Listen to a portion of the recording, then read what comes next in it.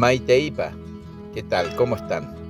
Con Aba, Aejna Ñe y Catuba Yaipuru, Ñambojera Hanwa, Ñanderoga Rejegua. Estas son palabras que podemos utilizar para identificar partes de nuestra casa. Oga significa casa, hogar. Oga Joya le decimos al techo.